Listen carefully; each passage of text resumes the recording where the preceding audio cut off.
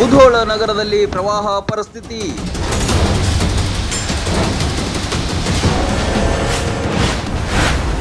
ಮನೆ ಮಠ ಬಿಟ್ಟು ಕಾಳಜಿ ಕೇಂದ್ರ ಸೇರಿದ ಜನತೆ. ಊರು ಬಿಟ್ಟು ತೆರಳುತ್ತಿರುವ ಜನರು ಜಾನುವಾರುಗಳನ್ನು ಕೂಡ ತಮ್ಮೊಡನೆ ಕೊಂಡೊಯ್ದರು. ಎಲ್ಲ ಅಧಿಕಾರಿಗಳ ಸಮೇತ ಕಾಳಜಿ ಕೇಂದ್ರಕ್ಕೆ ಬಂದ ನಾಗರಿಕರು ಡಂಗುರ ಸಾರಿ ಊರು ಖಾಲಿ ಮಾಡಿಸಿದ ಕ್ಷಣ. ಘಟಪ್ರಭಾ ನದಿ ನೀರು ಬರ್ಬೇಕಾದ್ರೆ ಎಲ್ಲರೂ ನಿಮ್ಮ ದನಕರುಗಳನ್ನು ತಗೊಂಡು ಕಾಳಜಿ ಕೇಂದ್ರಕ್ಕೆ ಬರ್ಬೇಕಂತ.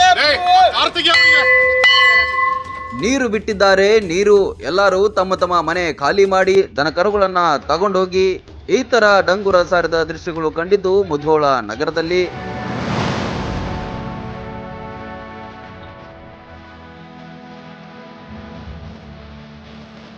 ಮಳೆಗಾಲ ಸಂದರ್ಭ ಎದುರಾಗಬಹುದಾದ ತೊಂದರೆಗಳ ಪರಿಹಾರಕ್ಕೆ ಬಾಗಲಕೋಟೆ ಜಿಲ್ಲಾಡಳಿತ ಸಜ್ಜಾಗಿದೆ. ಆಗಾಗ ಪ್ರವಾಹಕ್ಕೆ ತುತ್ತಾಗುವ ಮುಧೋಳ ತಾಲೂಕಿನಲ್ಲಿ ಯಾವ ರೀತಿಯ ಕ್ರಮ ಕೈಗೊಳ್ಳಬೇಕೆಂದು ಅಣಕು ಪ್ರದರ್ಶನ ನಡೆಸಲಾಯಿತು.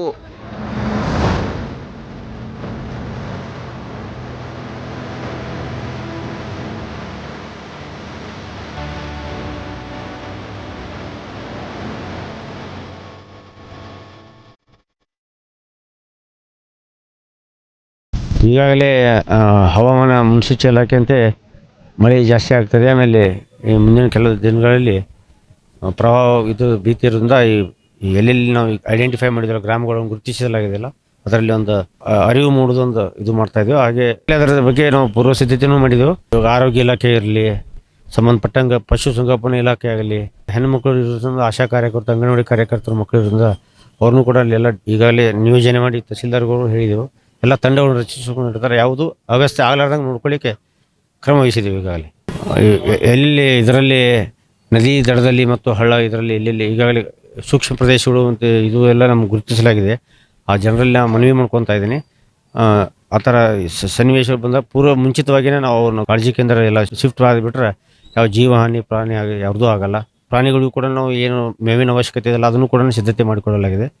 ಆರೋಗ್ಯ ದೃಷ್ಟಿಯಿಂದನೂ ಆರೋಗ್ಯ ಅಧಿಕಾರಿಗಳು ಕೂಡ ಮೆಡಿಸಿನ್ಸ್ ಎಲ್ಲನೂ ಸಿದ್ಧತೆ ಮಾಡಿ ಇಟ್ಕೋಬೇಕಂತ ಈಗ ನಿರ್ದೇಶನ ಇದೆ. ವ್ಯವಸ್ಥೆನೂ ಮಾಡಲಿಕ್ಕೆ ನಾವೆಲ್ಲ ಸಿದ್ಧ ಮಾಡ್ತಾ ಇದ್ದೇವೆ. ಡಂಗುರ ಸಾರುವ ಮೂಲಕ ಊರಿನ ಜನರಿಗೆ ಅರಿವು ಮೂಡಿಸಿದ್ರು. ತಮ್ಮ ತಮ್ಮ ಸರಂಜಾಮು ಜಾನುವಾರು ಸಮೇತ ಕಾಳಜಿ ಕೇಂದ್ರಕ್ಕೆ ಬಂದರು. ಸಿದ್ದರಾಮೇಶ್ವರ ನಗರದ ಶಾಲೆಯಲ್ಲಿ ಕಾಳಜಿ ಕೇಂದ್ರ ತೆರೆಯಲಾಗಿತ್ತು.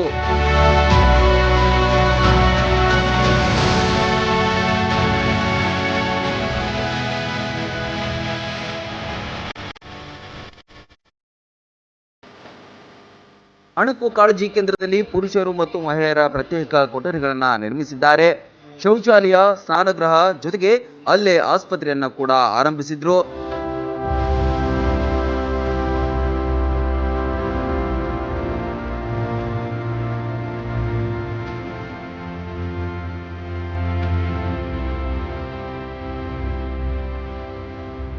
ಎಸ್ಪಿ, ಎಸಿ, ನಗರಸಭೆ ಅಧ್ಯಕ್ಷರು ಸೇರಿದಂತೆ ಎಲ್ಲ ಅಧಿಕಾರಿಗಳು ಸ್ಥಳದಲ್ಲೇ ಬೀಡು ಬಿಟ್ಟಿದ್ರು.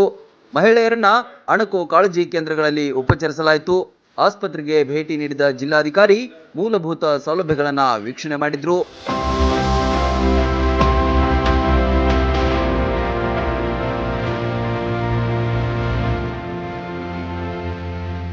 ಮೂಲಭೂತ ಸಲಕರಣೆಗಳಾದ ಬೆಡ್ಶೀಟ್ ಸೇರಿ ಅನೇಕ ವಸ್ತುಗಳನ್ನು ಸಂತ್ರಸ್ತರಿಗೆ ವಿತರಣೆ ಮಾಡಿದ್ರು. ಜಾನುವಾರುಗಳಿಗೆ ಸೂಕ್ತ ಸ್ಥಳ ಮತ್ತು ಮೇವಿನ ವ್ಯವಸ್ಥೆ ಕೂಡ ಮಾಡಲಾಗಿತ್ತು. ಒಟ್ನಲ್ಲಿ ಪ್ರವಾಹ ಬಂದಾಗ ಹೇಗೆ ಕಾರ್ಯಾಚರಿಸಬೇಕು ಎಂದು ಅಣುಕು ಪ್ರದರ್ಶನ ಮಾಡಲಾಯಿತು. Run TV news, Mudhol.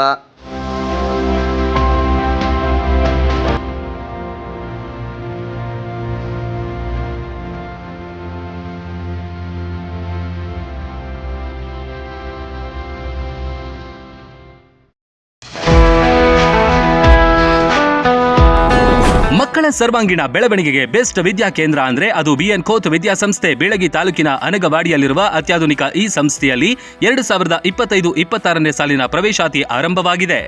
ಉತ್ತರ ಕರ್ನಾಟಕದ ಪ್ರತಿಷ್ಠಿತ ಶಿಕ್ಷಣ ಸಂಸ್ಥೆ BN Khot international public school science, commerce, PU college ಮತ್ತು ಬಿಸಿಎ ಡಿಗ್ರಿ ಕಾಲೇಜ್ನಲ್ಲಿ ಸೀಟ್ ಅಡ್ಮಿಷನ್ ಮಾಡಿ ಭವಿಷ್ಯದ ಭದ್ರ ಬುನಾದಿ ಹಾಕಿಕೊಳ್ಳಿ. ಅತ್ಯುತ್ತಮ ಕಟ್ಟಡ, smart class, digital library, practical labs, ನುರಿತ ಬೋಧಕ ತಂಡ, ಜೆಡಬ್ಲ್ಇ, ನೀಟ್, ಕೆಸಿಇಟಿ ತರಬೇತಿ, ಜಿಮ್, ಹಾಸ್ಟೆಲ್, ವೈಫೈ, ವಿದ್ಯಾರ್ಥಿಗಳ ಹಿತರಕ್ಷಣೆಗಾಗಿ ಸ್ಕೂಲ್ ವ್ಯಾನ್, ಸಿಸಿಟಿವಿ ಸೌಲಭ್ಯಗಳಿವೆ. ವಿಶೇಷವಾಗಿ ಏಪ್ರಿಲ್ 1ರಿಂದ ಮೇ 15ರ ತನಕ ಬೇಸಿಗೆ ಶಿಬಿರ ನಡೆಸಲಾಗುತ್ತೆ. Sports, dance, music, art and craft, ವಿವಿಧ ಕೌಶಲ್ಯ ಬೆಳೆಸುವ ವಿಷಯಗಳನ್ನ ಕಲಿಸಲಾಗುತ್ತೆ. ಹಿಂದೆ ನಿಮ್ಮ ಮಕ್ಕಳ ಅಡ್ಮಿಷನ್ ಮಾಡಿ.